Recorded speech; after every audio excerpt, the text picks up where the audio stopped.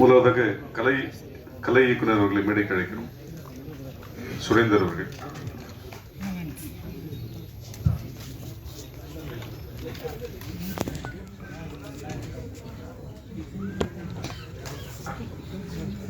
Editor திரு அஸ்வின் அவர்கள்.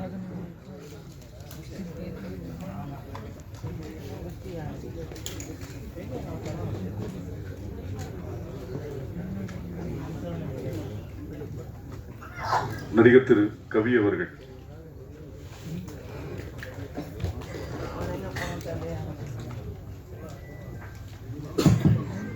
DOP திரு கார்த்திக் அவர்கள்.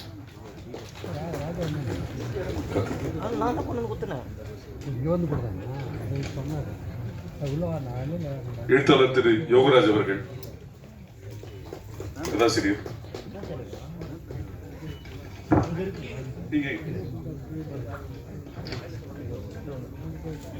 அண்ணன் திரு அருள்தாஸ் அவர்கள்.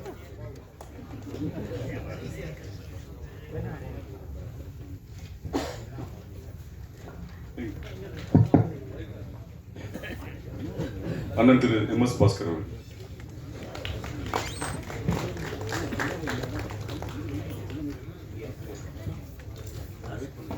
அண்ணன் திரு கருணாகரன் அவர்கள்.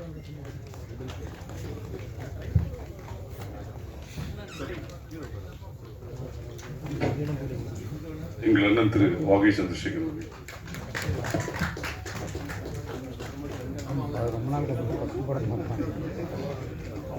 இயக்குனர் திரு அர்ஜுன் அவர்கள்.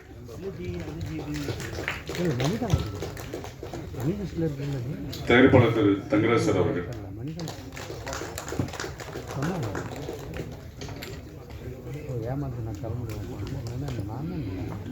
தயாரிப்பாளர் திரு சி.வி. குமார் அவர்கள்.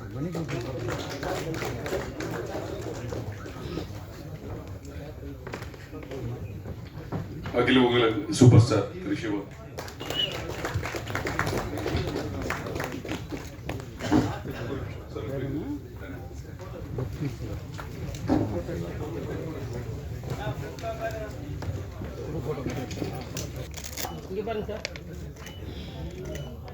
ஓகே ஓகே சார், பின்னாடி சார் ஒரு நிமிஷம் விஷுவல்ஸ் பின்னாடி.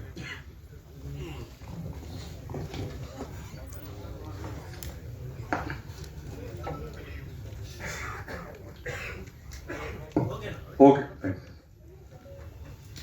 முதலாவதாக கதாசிரியர் திரு யோகராஜ் அவர்களை மேடைக்கிறேன். யோகராஜா, நான் சூதுகமில் அசிஸ்டன்ட் டைரக்டராக ஆரம்பித்தேன். இப்போ சூதுகம் டூவில் கதாசிரியாக இருக்கிறது பெருமையாக நினைக்கிறேன். இந்த வாய்ப்பை கொடுத்த சி.வி. குமார் சாருக்கு நன்றி. இப்போ நண்பர் அர்ஜுன் டைரக்டருக்கு நன்றி. தேங்க்யூ. நன்றி. அடுத்ததாக கலை இயக்குனர் திரு சுரேந்தர். எல்லாருக்கும் வணக்கம். பேர் சுரேந்தர். இது என்னோட 3வது படம். எல்லாரோட உழைப்பையும் மொத்தமாக ஃபன்னாக என்டர்டெயின்மெண்ட்டாக நான் ஒர்க் பண்ணி கொடுத்துருக்கோம். எல்லோரும் வந்து பார்த்துட்டு ஒரு நல்ல வரவேற்பையும் கொடுப்பீங்கன்னு எதிர்பார்த்துட்ருக்கோம்.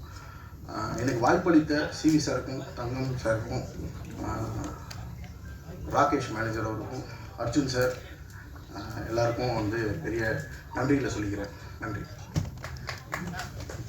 அடுத்ததாக எடிட்டர் திரு அஸ்வின். வந்திருக்க எல்லாருக்கும் நன்றி. இந்த வாய்ப்பு கொடுத்த சி.வி. சார், அதுக்கப்புறம் தங்கராஜ் சாருக்கு ரொம்ப நன்றி. இந்த படத்தில் டைரக்டர் அர்ஜுனோட ஒர்க் பண்ண அனுபவம் ரொம்ப நல்லா இருந்துச்சு. படம் வந்துட்டு தியேட்டருக்கு December 13 ரிலீஸ் ஆகுது. எல்லாரும் வந்து உங்கள் சப்போர்ட் கொடுங்க. தேங்க்ஸ். நன்றி. நடிகர் கவி அவர்கள். எல்லாத்துக்கும் வணக்கம். இது இந்த மாதிரி ப்ரெஸ் அண்ட் மீடியா சந்திக்கிறது என்னோடய ஃபஸ்ட் டைம். ஸோ இந்த படத்தை வந்து மக்களோட சேர்ந்து பார்க்குறதுக்கு நானும் எக்ஸைட்மெண்ட்டாக இருக்கேன். நீங்கள் எல்லாத்துக்கூடயும் நடித்தது ரொம்ப சந்தோஷம். எல்லோரும் பார்த்து நீங்கள் தான் சொல்லணும். தேங்க்யூ. அடுத்து கேங்ஸ் ஆஃப் மெட்ராஸ் ஜாங்கோ படத்தை தொடர்ந்து இப்படத்தின் ஒளிப்பதிவாளராக பணியாற்றும் திரு கார்த்திக் தலைவர். எல்லோருக்கும் வணக்கம். வாய்ப்பு கொடுத்த Thangaraj sir, CV. Kumar sir, thanks. Thank you sir. நன்றி. அடுத்ததாக எங்கள் மூத்த அண்ணன், குடும்பத்தின் மூத்த அண்ணன் திரு அருள்தாஸ் அவர்கள்.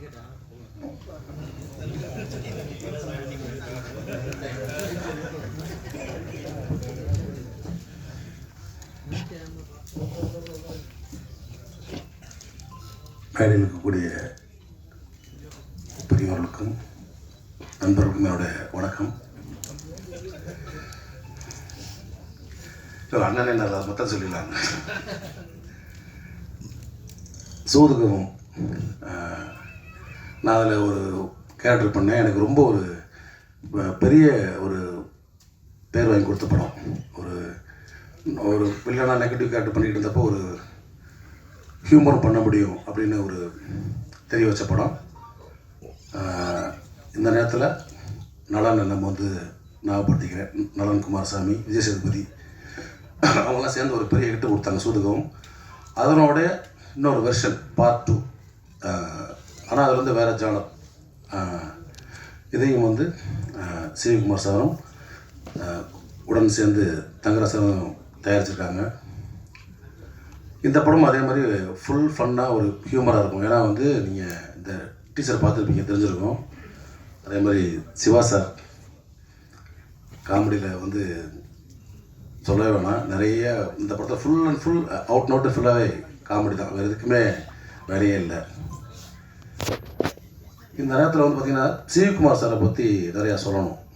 ஏன்னா வந்து இப்போ சூதுகவும் எடுத்துகிட்டு அதோடைய பார்ட் 2 எடுத்திருக்காரு.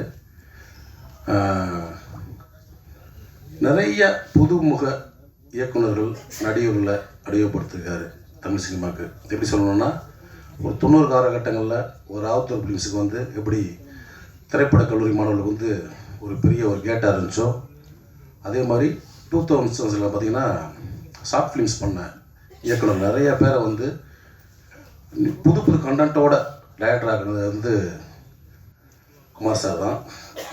ஏன்னா வந்து நீங்கள் சில படங்கள்லாம் வந்து ஸ்கிரிப்டாக படித்தாலுமே புரியாது, கதையாக சொன்னாலுமே புரியாது, ஸ்க்ரீனில் எடுத்து பார்த்தா தான் தெரியும். அந்த மாதிரி படங்கள் தான் நிறைய எடுத்திருக்காரு. நீங்கள் பீஸாலாம் சொன்னால் புரியாது. சூதுகும்லாம் அதே மாதிரி பார்ட் 1லாம் சொன்னால் புரியாது. ஆனால் அதை புரிஞ்சுக்கிட்டு அந்த டைரக்டருக்கு வாய்ப்பு கொடுத்து மிகப்பெரிய ஒரு ட்ரெண்ட் செட்டர் ஏற்படுத்தின ஒரு தயாரிப்பாளர். அதே மாதிரி இன்னமும் நிறைய அதே மாதிரி நீங்கள் பார்த்தீங்கன்னா தெரியும், எடிட்டர் ஆகட்டும், ஆர்ட் டைரக்டர் ஆகட்டும், கேமராமேன் ஆகட்டும், வரக்கூடிய இளைய தலைமுறைக்கு நிறைய வாய்ப்பு கொடுத்துக்கிட்டே இருக்காரு. அதுக்கு ரொம்ப தேங்க்ஸ் சார். மென்மேலும் அதே மாதிரி நிறைய ஆர்டிஸ்ட்டுகளையும் டெக்னீஷியன்ஸையும் நீங்கள் வந்து அறிமுகப்படுத்திகிட்டே இருக்கணும். அதே மாதிரி இந்த படத்தோட இயக்குனர் அர்ஜுன் ரொம்ப ஒரு கடுமையான உழைப்பாளி, ரொம்ப சின்சியரான ஒர்க்கர். ஏன்னா இந்த படம் வந்து ஒரு பரபரப்பாக இயக்கி, அதே மாதிரி எந்த இடத்துலையுமே வந்து குவாலிட்டி காம்ப்ரமைஸ் இல்லாமல் நீண்ட காத்திருப்புக்கு பிறகு இன்றைக்கி வந்து அவருக்கு இந்த மேடை கிடச்சிருக்கு. இது மாதிரி இன்னும் பல மேடைகள் அவர் சந்திக்கணும், அதுக்கு என்னுடைய வாழ்த்துக்கள். ஏன்னா வந்து ஒரு ஹியூமர் படம் பண்ணுறதுன்னு வந்து ஒரு சாதாரணம் கிடையாது. ஒரு நார்மலான ஒரு கமர்ஷியல் ஃபிலிம்ஸு அதெல்லாம் பண்ணிடலாம். ஒரு காமெடின்றது வந்து ரொம்ப தேட்டரில் பார்க்குறப்ப நம்ம ஈஸியாக என்ஜாய் பண்ணிடுறோம். பட் அது வந்து எடுக்கிறது வந்து ரொம்ப நுட்பமாக கரெக்டான மீட்டோடு எடுக்கணும். அதை நான் பார்த்த வரைக்கும் பார்த்திங்கன்னா அர்ஜுன் வந்து ரொம்ப கரெக்டாக எடுத்தாப்புல, எது தேவையில்லை அப்படின்னு சொல்லிட்டு ரொம்ப ஒவ்வொரு காட்சியிலுமே பிரமாதம் எடுத்திருந்தாப்புல.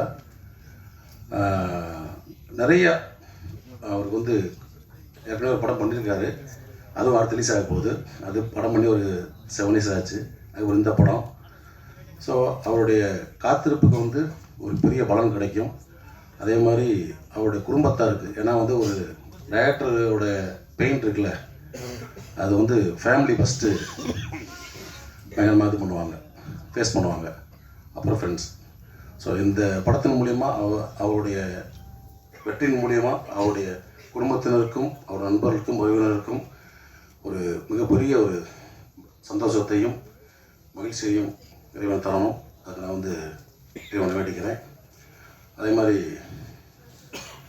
தங்கராஜ் சார் நிறைய படங்கள் வந்து இப்போ சிவி சாரோட சேர்ந்து பண்ணுறாரு. ரொம்ப ஒரு அற்புதமான மனிதர். எங்களை ரொம்ப கம்ஃபர்ட்டாக வச்சுக்கிட்டாங்க எல்லா வகையிலையுமே. ஷூட்டிங் ஸ்பாட்லேயும் சரி, மற்ற விஷயங்களையும் சரி, எல்லாமே ரொம்ப ஹாப்பியாக வச்சுக்கிட்டாங்க.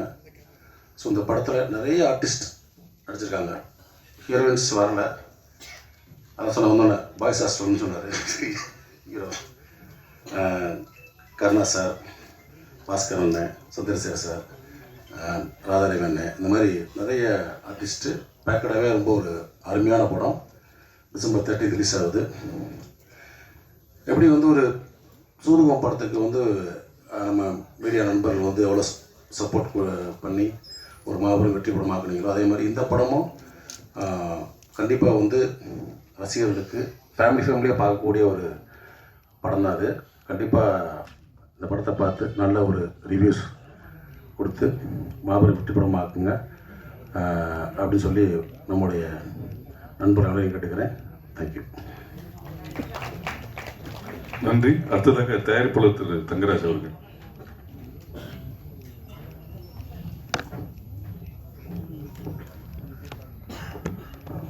வந்திருக்கும் அனைவருக்கும் நன்றி.